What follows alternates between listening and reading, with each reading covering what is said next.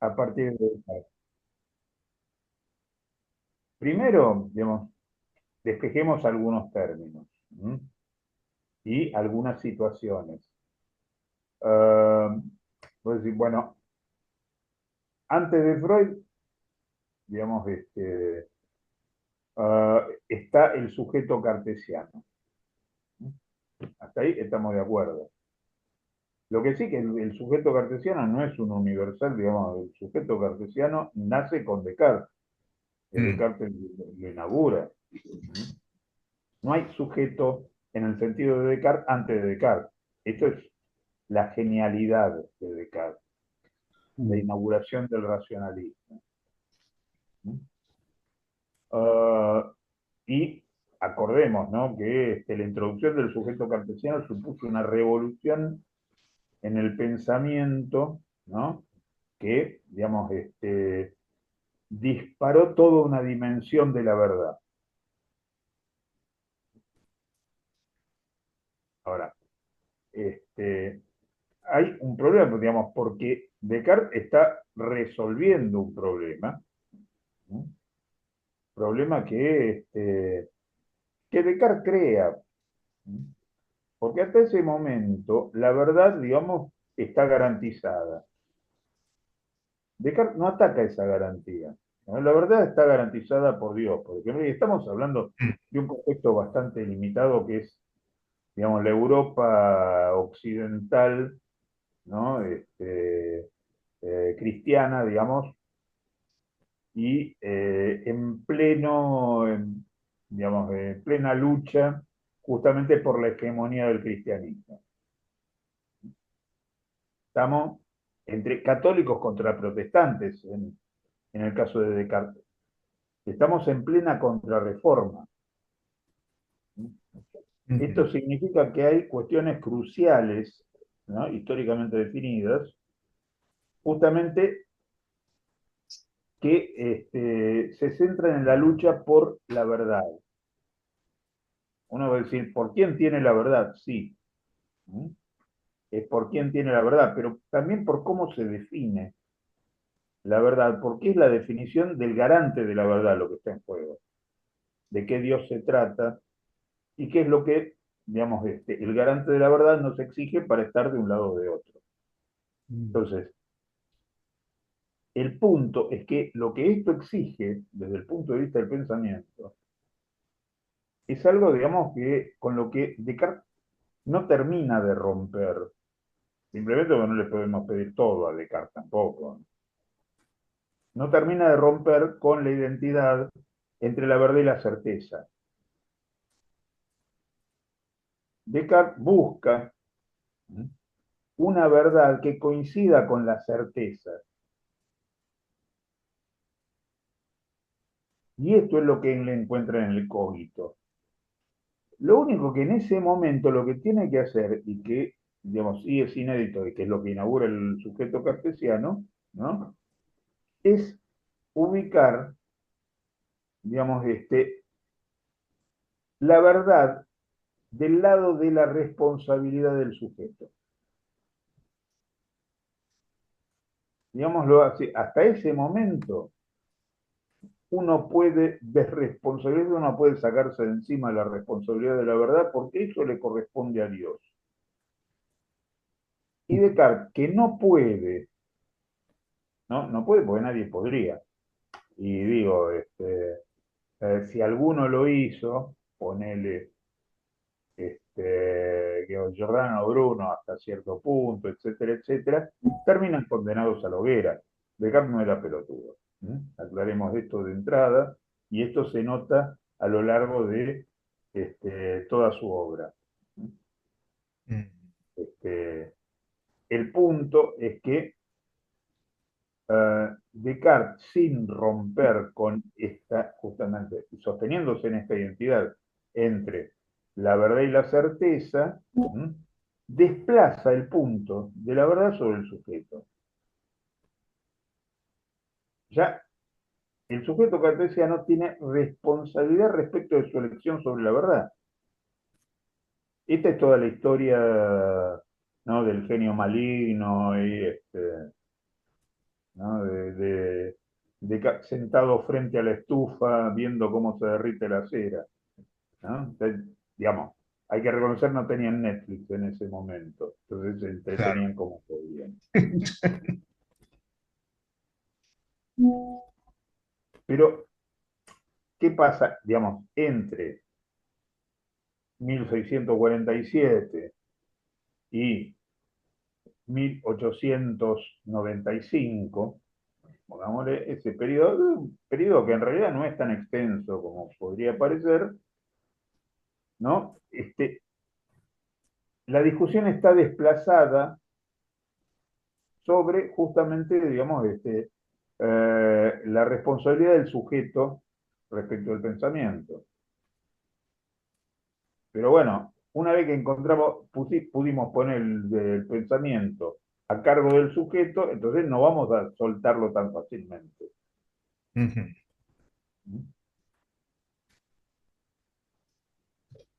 Digamos, el problema es que cada paso que se da es un paso que abre una pregunta que pone, digamos, sobre la picota el papel del sujeto. Digo, todo el racionalismo, Arnaud, Spinoza,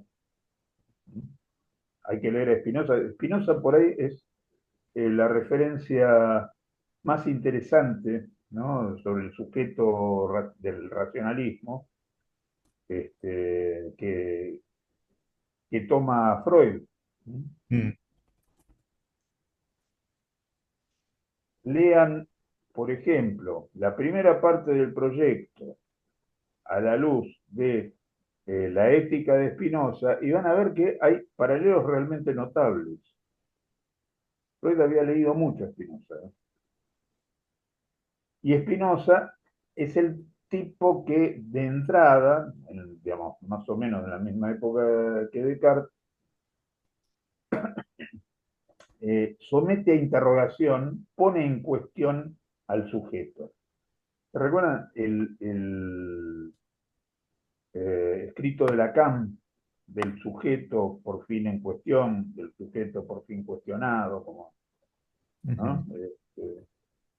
Que es del sujeto por fin del que se trata? Ese es el sujeto que inaugura Descartes, pero que Spinoza, digamos, sube al banquillo. Y que finalmente, después de toda una vuelta, queda como el sujeto dividido, tal como lo plantea Freud. Ujú. Digo, que lo que queda dividido en el sujeto es esta cuestión entre el saber y la verdad. Digo, pero no porque el saber no alcance a la verdad, sino porque la verdad queda escindida de la certeza.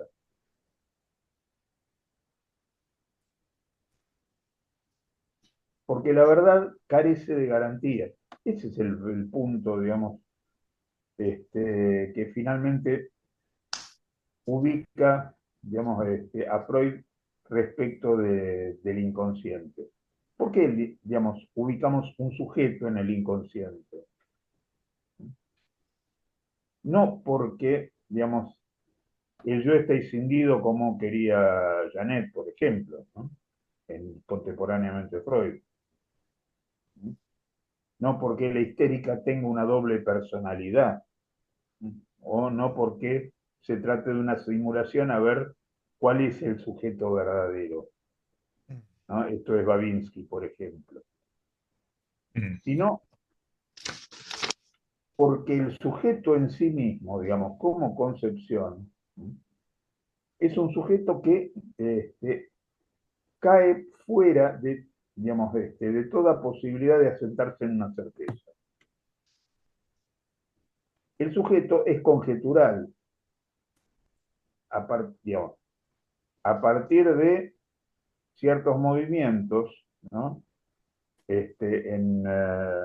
Digamos, en la época contemporánea de Freud, aquellos que empiezan a pensar el sujeto, llaman Nietzsche, por ejemplo, ¿no? O el mismo sujeto histórico de Marx, y mucho más el sujeto del inconsciente, ¿no?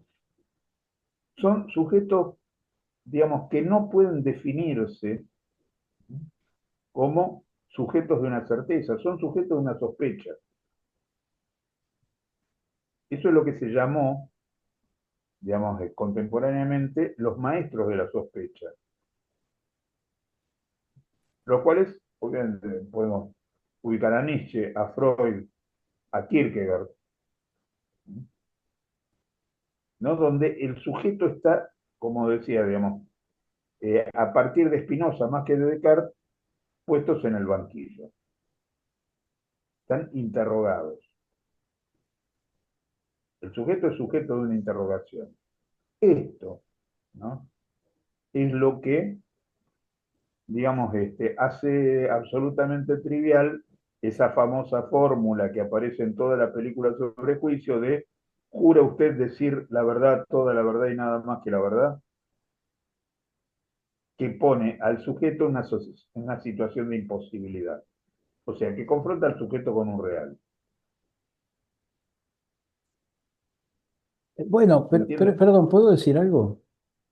Sí, sí, Pero si bien la verdad absoluta es inalcanzable, digamos que hay una dirección que plantea Descartes de enfocarse en la búsqueda de la verdad, sí, sí. cosa que parece que hay como una caída en esta época. Eso es cierto, pero antes de, digamos, sí, es cierto. Pero eso lo experimentamos todo el tiempo. Pero antes de eso, por eso decía, acá, digamos, vamos en principio a delimitar algunas cuestiones, ¿no? A dividir algunas aguas. Sí, por supuesto. Eh, no hay verdad absoluta, esto ya lo sabemos. El problema es cómo hacemos para no justificar con esto cualquier relativismo. Claro. Claro, ¿Eh?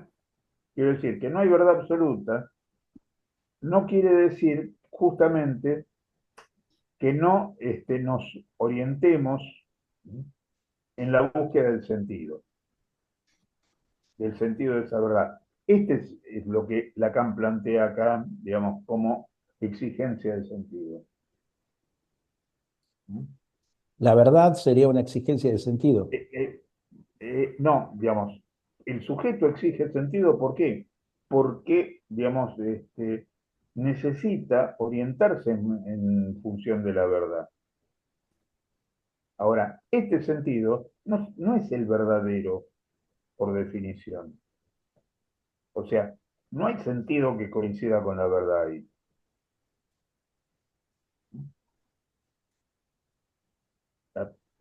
¿Por qué el sentido no coincide con la verdad? ¿No? Porque el sujeto está dividido respecto de eso. Porque no, digamos, no se puede, uno podría decir, no se puede estar en misa y repicar la campana simultáneamente. Ujú. Y entonces, o estás del lado de la verdad, digamos, o sostenés un saber. Pero ni siquiera eso. ¿Mm? Porque el sujeto está de los dos lados, pero está dividido, no hace una unidad. Ahora, la verdad del sujeto, Sí, por lo menos me parece que como se piensa en análisis, sí, es en relación al deseo y a las pulsiones, eh, y ahí está lo estrictamente subjetivo, claro. Pero vos particular. creés que con eso, digamos, sí, está bien, la verdad está en relación al deseo. Quiere decir que si uno no encuentra la verdad, encuentra el deseo y entonces ahí cerramos. No, no, yo creo que ¿por qué la gente cuesta que entre en análisis? Cuando entra en análisis, entra con una pregunta o con varias Claro, preguntas. Y esas sí, sí. preguntas hacen que se sienta en falta en relación a la verdad, lo cual no Ah, significa que tenga distintos saberes, que quizás también se los sí, plantee. sí, sí. Eh, pero digo, Sí, pero hay algo que está claro, digamos, en esto mismo que vos decís. digamos, el sujeto se orienta cuando, digamos, entra en un análisis, pero ojo, no es que ahora tenemos el blanco y vamos a apuntar cada vez más fino hasta encontrarlo. ¿No? Pero sí, digamos, la orientación que propone el análisis es en el sentido de la verdad, de su propia verdad, pero no está ahí, digamos, es aquello a alcanzar. ¿Mm? Es en todo caso, paradójicamente, algo a recuperar que nunca en realidad se perdió. Está en falta por estructura, no porque alguna vez estuvo. Entonces, la verdad del sujeto está en su causa, pero esa causa, digamos, ahí, digamos, vamos a ubicar el objeto A, la causa de su deseo, ¿no? No es lo que perdió, digamos, esta historieta del objeto perdido, ¿no? Que Freud es parte del mito, pero que hay gente que se la tragó enteramente, ¿no? La causa de su deseo en realidad, digamos, está en lo que le falta, pero hacia el futuro. ¿No? Aquello que nos causa no está atrás, digamos, y entonces tenemos que recuperar eso, ese objeto perdido, sino que en realidad hay que construir un objeto perdido. Esa es la causa de nuestro deseo. Y para eso, justamente, digamos, o es eso mismo lo que nos divide como sujetos. ¿Mm? Digo, lo que hace que saber y verdad no coincidan.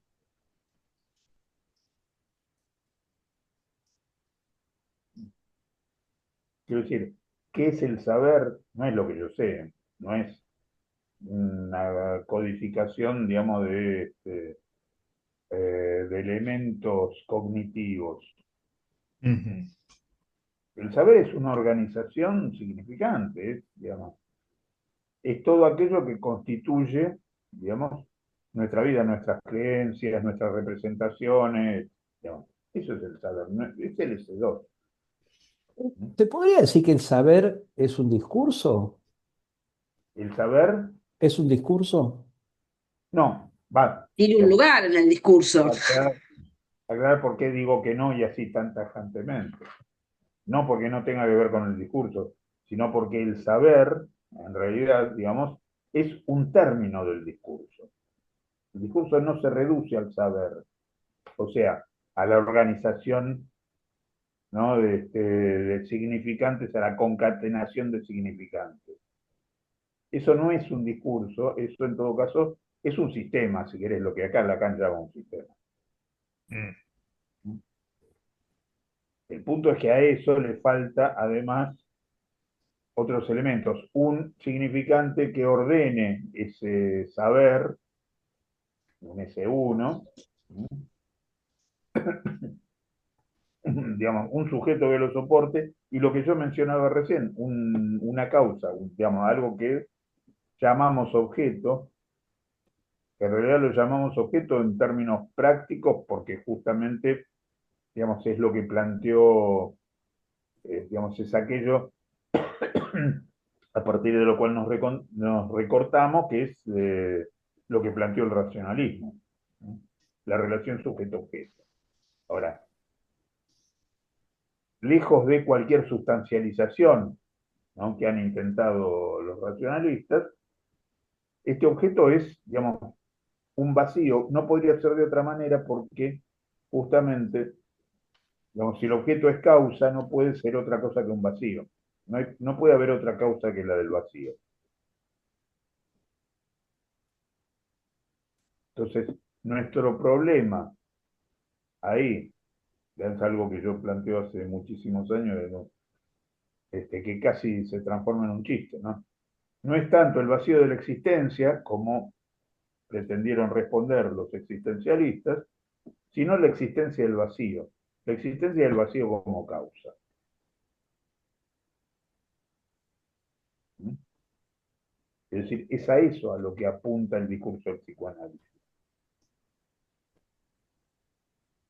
Y cuando digo apunta el discurso es porque, digamos, justamente porque el discurso no es simplemente una concatenación significante, como veíamos, digamos, las creencias, mm, las representaciones, lo que llamamos la cultura, el orden social, etcétera, etcétera, ¿no? Sino que es además una orientación. Por eso tenemos el discurso del amo, por eso tenemos el discurso de la histérica, son los mismos elementos orientados de manera distinta. Eso hace que sean discursos diferentes.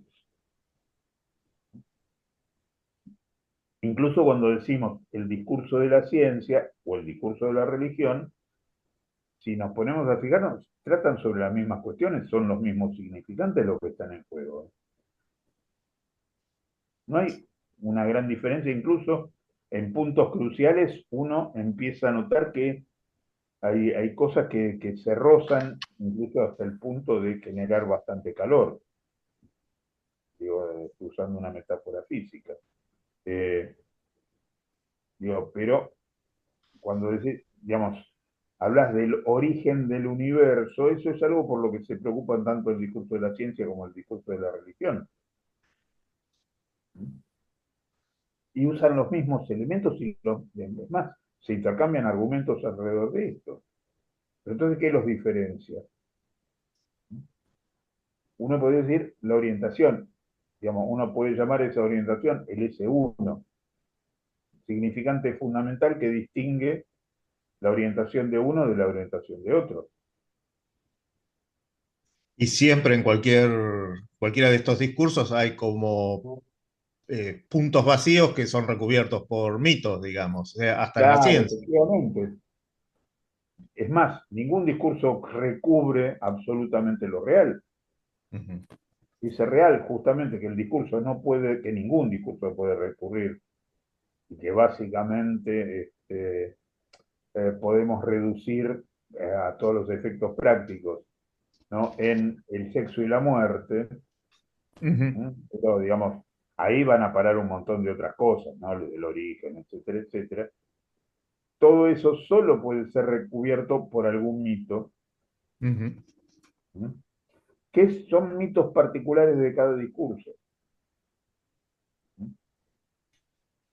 Digo, el discurso del psicoanálisis tiene sus propios mitos. De hecho, Freud propuso muy inteligentemente, digamos, un mito central del psicoanálisis, que es la pulsión. Las La pulsiones, sí. pulsión es Ujú. el mito del psicoanálisis. Pero la pulsión, digamos, es el origen. Nos devanamos los sesos tratando de definir la pulsión como si fuera un concepto, ¿no? Freud lo define como un concepto fundamental, pero inmediatamente dice, no, pero son nuestra mitología, no jodamos. Ujú. Este, Por eso eh, son fundamentales, porque dan claro, esos puntos. exactamente, porque están en los fundamentos. Pero dice, son mitos como cualquiera. Si de Ujú. repente las cosas no funcionan por ese lado, tiramos los mitos a la mierda y construimos otros. Ujú. Esto es lo que Vean el apartado, digamos, inaugural de pulsiones y sus vicisitudes, ¿no? Ahí Freud lo dice claramente. a mí me suena que la relación de esto que estamos diciendo, que estás diciendo, Pablo, con esto de Sí, tenemos necesidad de sentido. sí, Y si no lo absolutamente. tenemos, lo inventamos. Entonces armamos una leyenda, un mito. Sí, el problema es, digamos, hay dos. Si lo tenemos porque es la orientación de un discurso, ¿no? Ponele. La religión, ponele. La religión, digamos, no es que te impone a la fuerza, ¿no? La existencia de Dios. Es algo a lo que estamos totalmente dispuestos a admitir o rechazar. ¿No? Digamos, al mejor modo, digamos, del proyecto de Freud, ¿no? Lo que se, digamos, incorpora o lo que se expulsa. Digo, la idea de Dios, que ya es una cosa bastante elaborada, tiene que ver justamente con a ver si, digamos, tenemos o no ese mito, el mito de la creación. Entonces, vos decís, bueno, yo rechazo el mito de la creación que propone, ¿no?, el discurso de la religión. No me estoy refiriendo al catolicismo o al cristianismo, siquiera, digo, a cualquier religión. Digo, podemos admitirlo o rechazarlo, pero entonces tiene que aparecer algo, porque si no nos desesperamos, que vaya a ese lugar. La física tiene sus propios mitos. No, digamos, el Big Bang no es una certeza ni es, digamos, un dato científico. El Big Bang es un mito. No es cualquier mito. Tiene que ser un mito consistente con el discurso de la ciencia. ¿Mm? No es cualquier cosa. No es un invento. Porque de hecho, este, uh, si cualquier discurso es delirante, porque cualquier discurso organiza un delirio, ¿no? Digamos, cuando se trata realmente de un discurso, este delirio es un delirio compartido. Ahora, cuando uno tiene que recurrir desesperadamente a la construcción de un delirio, más allá de cualquier evidencia, entonces uno puede tener un delirio individual.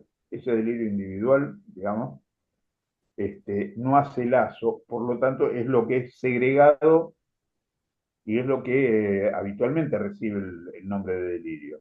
Cuando decís, eso es un delirio, o cuando decís, este tipo está delirando, ¿no? Porque eso no tiene nada que ver con la realidad. Lo cual es una mentira, porque sí tiene que ver con la realidad. Tiene que ver con el modo en que puede asimilar la realidad un sujeto. Y no tiene el amparo de un discurso, como nosotros, que puede ser lo más falaz del mundo, pero nada, nos sentimos amparados porque estamos en el lazo. Es genial esto, y así funciona la religión. Claro, pero también así funciona la ciencia, ojo, y así funciona el psicoanálisis. Pero la ciencia tiene una diferencia, por lo menos se intenta que falle y que termine delirando, pero desde Descartes hay una búsqueda. Entonces, cuando Lacan dice Sí, tratar de sí, matematizar para sí, de sacar todo, digo, por acuerdo. ejemplo, perdóname, la tabla de Nureyev es la tabla periódica de los elementos. Sí, vamos con Mendeleev. Mendeleev. Me equivoqué mal, Nureyev le mando. Otro ruso. Eh, Mendeleev todavía no estaban Sí, descubiertos los elementos, pero según sus cálculos había lugares que iban a ser ocupados. O sea, es una producción mm, matemática. No se sabía qué sí, elemento iba a ser, pero ya estaban los lugares vacíos. sí, Estaba claro, el cálculo hecho. porque había establecido un cierto orden y hasta cierto punto, digamos, sí, la visión de Mendeleev fue que no era solo él.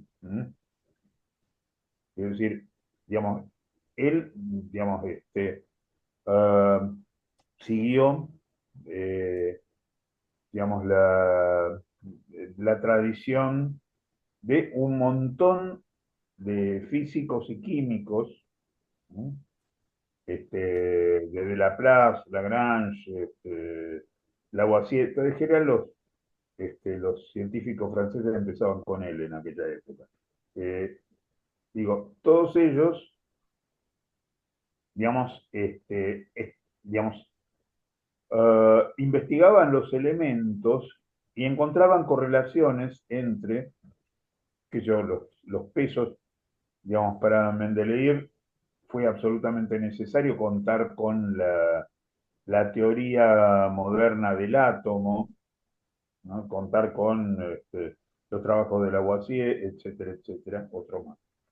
Eh, y de repente armar un esquema que no sabía si era, digamos, las cosas van encajando. Entonces armó los casilleros y de hecho no sabía qué era lo que iba a ir en cada uno. Él lo que sospechaba, y esto es una hipótesis, es que a cada casillero debía corresponder un elemento,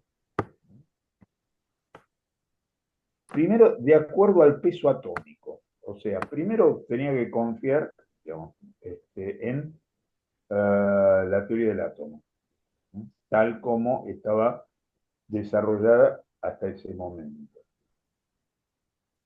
Confiar en que efectivamente hay características de los elementos que están definidas por ciertas características del átomo. Por ejemplo, número de electrones en la órbita exterior, etcétera, etcétera.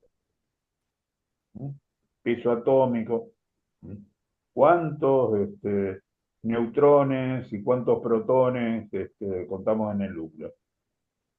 Obviamente todo esto originalmente son conjeturas y la constatación de eso es indirecta, es por cálculo. Este es el trabajo de Mendeleev, ¿no? Que como buen ruso, en lugar de empezar con L, empezaban con M, ¿no?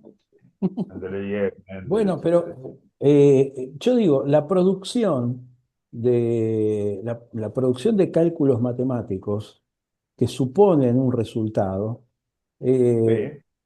me parece que uno puede llegar a pensar que el Big Bang también es producto de cálculos matemáticos. Sí, Ujú, pero no es producto como resultado del cálculo matemático, es como la tabla periódica, una conjetura, ujú. que después se verifica o no. Pero el Big Bang, digo, hoy en día todavía estamos lejos de que haya algo constatado respecto de eso. Digo, todavía compite fuertemente con la teoría del estado estacionario, por ejemplo. Y de hecho hay muchas cosas más allá de las genialidades de tipo como Stephen Hawking, o digamos que es el tipo que se le ocurrió que, bueno, todo empezó con un estallido, ¿no? Un Pero tipo muy también Carl retorcido, sí. Sagan, digamos, los estudios sobre el tiempo. Todo el tiempo se está descubriendo resultados en cosmología que en muchos casos abonan la teoría del Big Bang y en muchos otros casos la refutan. Digamos que en realidad el problema del Big Bang no es en este caso lo que más preocupa a los físicos. Digamos, hay los que están a favor, los que están en contra, pero en realidad, digamos, están preocupados por otras cosas que, digamos, pueden apoyar o pueden rechazar la teoría del Big Bang. Y una pregunta, digamos, en ese sentido, ¿no? No es donde se arma una diferencia clara entre un discurso religioso y uno científico, donde ¿No? siempre hay una puesta en cuestión de si esa verdad es suficiente o hay que ir un poco más, digo, hasta pues, digo, Claro. funciona hasta que las hipótesis No, empiezan a fallar. no, yo no encontraría la diferencia ahí. No, yo no la Ajá, encuentro. Perdón. Digo, primero, por dos motivos. Primero, porque dentro del campo religioso, justamente, digamos, es donde se producen también grandes diferencias y discusiones mm, acerca de, claro. digamos, cuál es la verdad del mito de origen. Mm. Uh, ya de por sí, digamos, la religión se divide justamente por eso, no por cuestiones rituales, ¿sí? Sino por cuestiones como, sí, efectivamente, si la salvación se alcanza por la fe o por las obras. Eso es un problema, digamos, que afecta al sujeto, ¿no? Sí. Ujú. Digo, las diferencias entre la religión católica y la religión ortodoxa no son simplemente de forma no son de expresión ritual. Probablemente un poco más porque hay más afinidad entre el anglicanismo y la religión católica, ¿no? Porque así los ingleses siempre están peleados con todo lo que venga del continente, pero desde Enrique VIII en adelante. Pero, de todos modos, igual, digamos, eh, el cuestionamiento de la verdad, digamos, está en el discurso de la religión también. Lo que pasa, Claro, en ese sentido es cierto. lo que hay es, en todo caso, una relación diferente a la verdad, ¿no? Ujú. Y una relación diferente entre el saber y la verdad. Eh, no, hay muchísimos textos riquísimos en ese sentido. Eh, hay un que les recomiendo particularmente. A ver, es un texto de un polaco, Leszek Kolakowski, que plantea, digamos, una discusión justamente entre, digamos, y en términos de saber y verdad, digamos, entre la religión y la ciencia, que me gustaría recordar ahora. Bueno, Esta. por ahí cuando te acuerdes, nos Sí, decís, después se lo. pero no sé, estamos llegando más o menos a la hora que vamos redondeando. A mí me quedan muchas preguntas de todo esto que estamos desarrollando. Eso Más, es bueno. más preguntas que certezas. Este, Bien, eso es mucho mejor. no, porque digo, al final parece que se reduce a la producción fantasmática. Eh, de todas maneras, Tratá eh, de no reducirlo tanto. pero digo, Bien. no es lo mismo. Pero Pablo, vos habías hablado de la verdad relacionada con el fantasma. Claro, pero no digo reducirlo a la producción del fantasma. Digo, la verdad no se reduce al fantasma. mm, El bueno, fantasma es un soporte de la verdad en todo caso, o algo que uno intenta en ese sentido. Pero sí, sí, tiene una relación absolutamente estrecha. A lo que, digamos, lo que objetaba es esto de reducirlo a la producción del fantasma. mm, bueno, de todas Porque maneras me no vamos parece. a encontrar la verdad en el fantasma, en el mm, sentido de el fantasma es la verdad. Mm. Claro. Pero ¿No? bueno, no sé, me quedan muchas preguntas. No quiero plantearlas porque. Hay muchas. No, no, y seguiremos planteándolas en la medida de lo posible, porque de últimas es lo que hacemos en nuestra práctica cotidiana cuando atendemos pacientes, ¿no? mm, ¿Ves? Y ahí es donde lo que planteabas recién, Norma, tiene total vigencia, esta relación entre la verdad y el fantasma. Entonces, ¿qué escuchamos, ¿no? Cuando el paciente despliega su discurso? ¿Escuchamos la verdad o escuchamos el fantasma? ¿O es qué escuchamos de la verdad cuando se nos presenta el fantasma en ese discurso? y cómo se nos juega en la interpretación también. Bueno, ¿y cómo se define entonces la interpretación? Digamos, ¿cuál es digamos, la eficacia de la interpretación respecto de la verdad? Eso ya da para toda una historia, este, por donde pasa, por ejemplo, el articulito este de Glover, muy interesante, más allá de las conclusiones, que es sobre los efectos terapéuticos de la interpretación inexacta.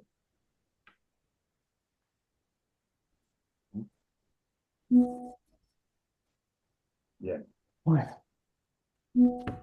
Señores, señora, señorita, señores, este, Hitos. que tengan una buena semana, disfruten, no se agarren a palo con la verdad, este, y nos estaremos viendo el viernes, si les parece. Bueno, Ah, de paso, les comento, octubre va a ser un mes, digamos, en el cual yo no voy a estar. Así que sí, me voy de viaje, hasta ahora todo indica los números cierran. Y nada, nos tomaremos unas merecidas vacaciones. Me parece muy bien. Bien. Perfecto. Así que, bueno,